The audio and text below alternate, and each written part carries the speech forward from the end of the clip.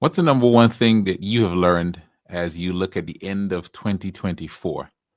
Now, here's what I'm hoping that you do at the end of the year, right? A lot of times at the end of the year, we have a whole lot of heavy pressure we put on ourselves because we think, I didn't get done all the things I wanted to do.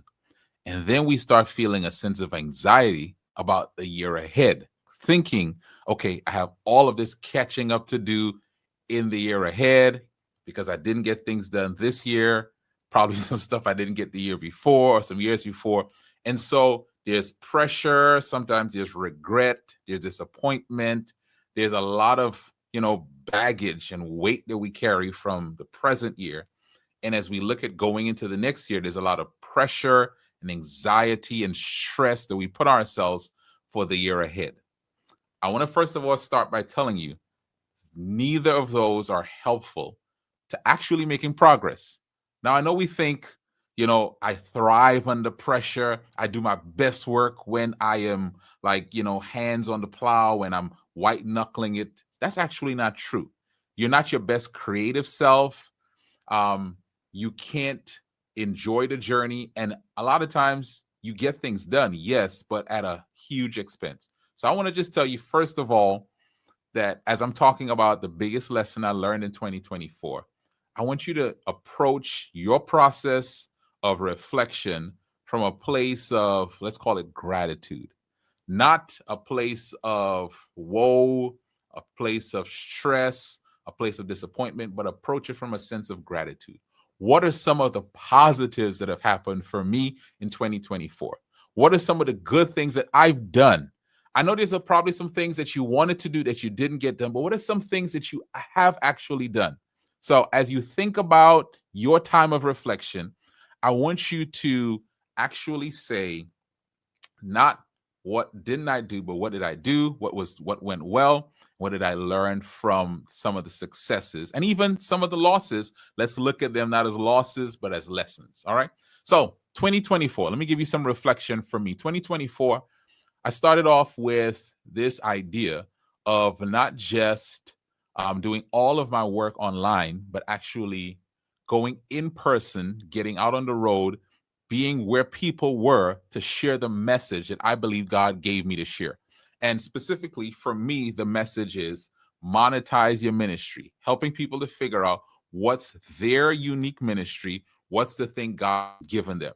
And I believe there are a lot of business coaches out there, but what makes me unique is the fact that I'm a pastor and a business coach. So I help to figure out what's the way that you find your unique business idea inside of your ministry, right? And your ministry is how you serve others best.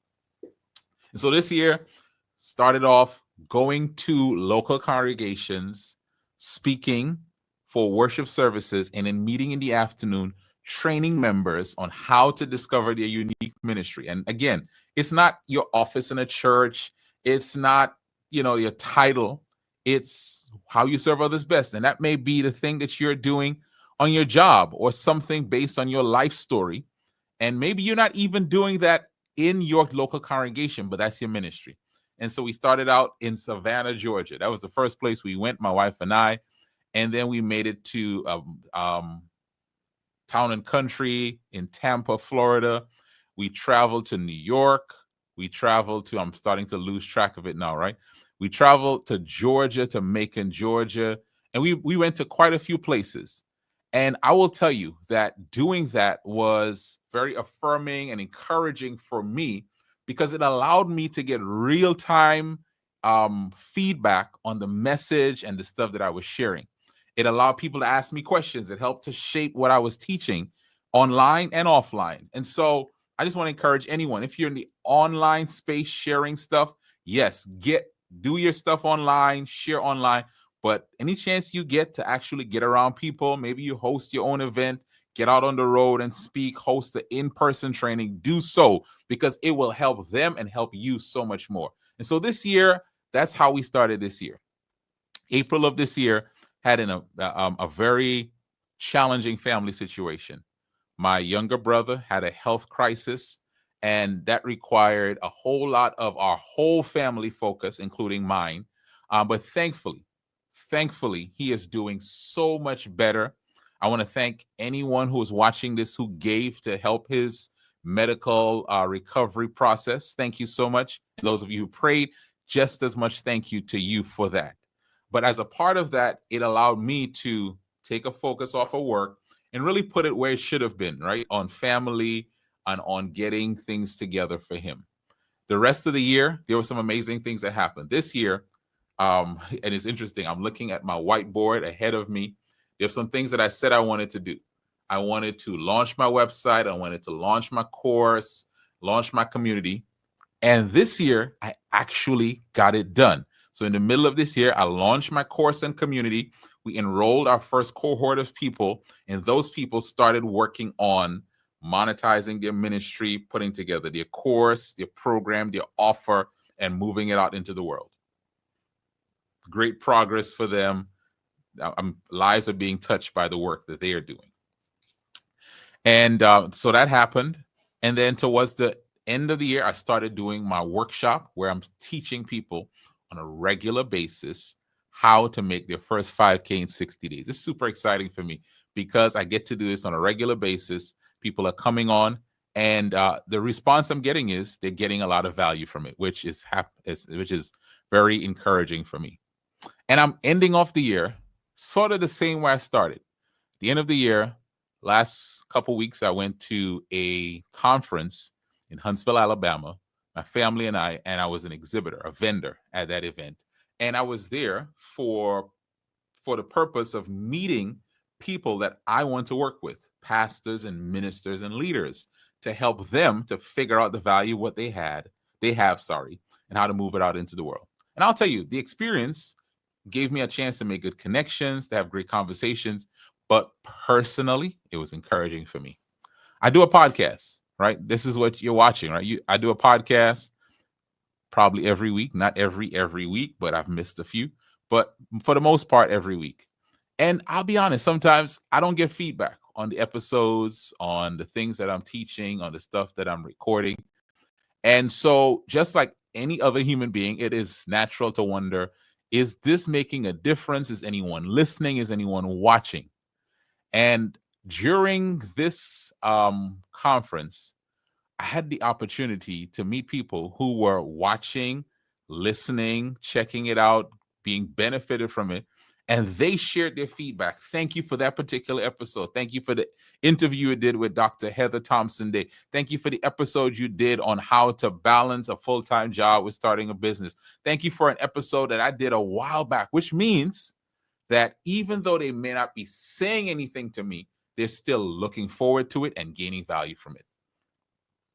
And so that was encouraging. Again, as I tell you, if you're doing stuff in the online space, try to get out there and interact with the people that you're talking to online. But here is the number one lesson I learned in 2024 that I want to share with you as I wrap up this podcast episode. As I mentioned to you, there's some stuff I have on my whiteboard. And I actually had a chance to go back and look at some stuff that I plan to do in 2022, maybe 2023. And those things, some of them I got it done in 2024. And I'll tell you what the energy is and the thought process that I have, and maybe some of you have as well. I am so far behind. I am falling behind. I'm losing traction. I'm not where I'm supposed to be, right? There is that thought. I am not where I'm supposed to be. And so if you're like me, you beat yourself up. You tell yourself how terrible of a job you're doing and how much you should be ahead of this by now. And you should be further along like that person or this person or like where you wrote down before. And this is the lesson I learned this year. Here it is. You're not behind. You are where you are. And when you acknowledge that you are where you are, determine what's the next thing you need to do. And what I learned is sometimes when I set my goals and I set my plans, maybe I'm a bit ambitious in when I'll get them done. But it didn't mean that I had the wrong goal. Maybe I just needed to adjust the timeline or be patient with myself or make adjustments as life happens, as things don't go the way that I wanted it to go. Maybe I had to just make some adjustments. And so for you out there, Maybe you don't need to make a new goal as you go into 2025. Maybe you need to dust off some of those 2024 goals or 2023 goals or 2022 goals. Maybe some of the things you thought it's too late for this, maybe now is the right time for it. Maybe the thing that you thought you should have done before, maybe God is actually saying, now you're ready for it. Now the people that you want to serve, they're ready to receive it. Now is the time that you have the support. Maybe you have extra margin in your life, or maybe you just matured as a person to handle the responsibility. So I want you to understand, you are not behind. You are where you are. And now do what the next thing that you're called to do. So that's my number one lesson for 2024 that I'm taking into 2025. Am I going to set goals? Absolutely. Am I actually going to put timelines on these goals? Absolutely. Am I going to hit all of them on the timeline? Probably not, right? But what I'm going to learn and take into 2025 is that I'm not going to beat myself up. I'm going to adjust. I'm going to keep moving forward. I'm going to remind myself I'm not behind. I'm not racing myself or anyone else. I am where I am. And now let's do the next thing. Thanks for watching this podcast in 2024. Looking forward to serving you even more in 2025. And here's my ask for you. Please share this. Please share this episode. Please share this podcast with someone else. And if you are one of those people like the ones I mentioned who've been checking it out, watching, listening, just do me an additional favor and actually hit reply in the comments, put a comment, put something on that audio podcasting platform as a review and a rating. It will help others to find it. That's the gift I'm asking you to give me and this podcast platform, is just give some feedback so that others will find it. Thank you so much. Have a great rest of 2024 and an amazing 2025. Thank you for listening to the Monetize Your Ministry podcast with Kymone Hines.